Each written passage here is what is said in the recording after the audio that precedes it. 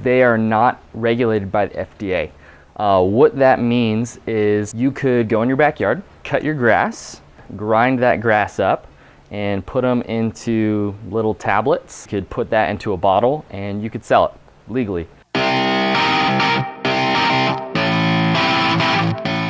Hey, what's up guys? This is Taylor with Body Temple System, and we have a 3-part video series for you on all things Supps, the best supplements to get your best results. And the first part that we're going to talk about is what you need to know and should you even be using supplements. That'll be part 1, which we'll talk about right now. Part 2 will be supplementation around your workout, so pre, intra, post, all the supplementation you do around your training time. And then the third part will be supplementation for general health and different things like that. But part 1, what we're going to talk about, what do you need to know and should you use them? So first of all, some things to know about supplements, guys, is they are not regulated by the FDA. What that means is you could go in your backyard, you could cut your grass, and you could grind that grass up and put them into little tablets, and you could put that into a bottle and you could sell it legally, and you could call it fiber. So you could sell your grass as fiber. So it's not regulated, meaning you can put a supplement company can put the product out. The only thing FDA can do is ban it after it's already been produced and brought to market.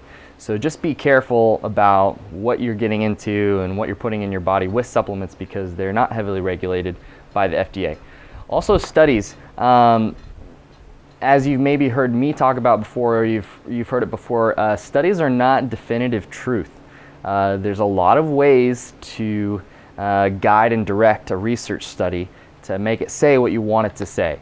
So just be cognizant when different supplement brands or companies say, our studies show that our supplement works. Check the source, check who funded it, and even when we're being advertised to by supplement companies and they're in magazines, well, the magazines own the supplements. So just be aware of how you're being marketed to with supplements, because it's a huge industry, and so just be aware of what the studies are actually showing.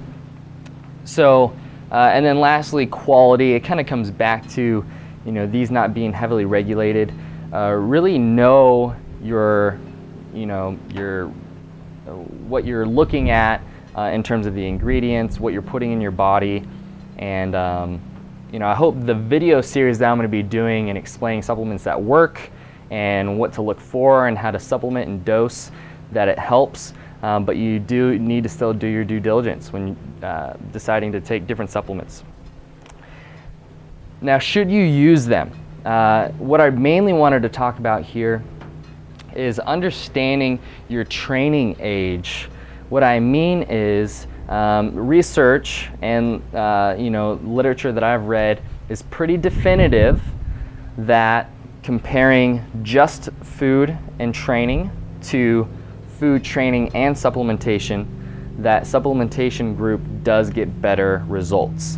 However, that's only true when you're a highly trained person, meaning you've been working out and training and working out and eating well for more than 2 years. Sometimes it could be less than that if you're really doing a training program that's very well designed and you're adhering to it, and same with the nutritional aspect. But typically you need to have an older training age to really get the effect of supplements, because if you're just starting out, they're not going to cause much of a change for you. It's going to be very marginal.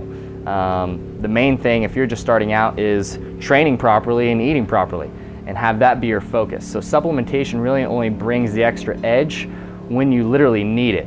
For me, for example, I've been lifting and training now for close to 15 years, and eating fairly healthy, at least I like to think so.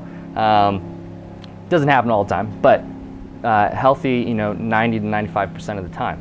So for me, I see a drastic change in difference based on the supplementation that I'm using on top of my food and training. It does add changes to my body composition, my strength, my performance. So just understand that you probably do not need supplements until you have that older training age of 2+ years. Otherwise, you're really not going to see any marginal difference from the supplementation. All right, so this is part 1. Stay tuned for part 2, because we're going to be talking about and breaking down the actual supplements, what you should be taking, and how to time the dosage and everything for before training, during training, and after training.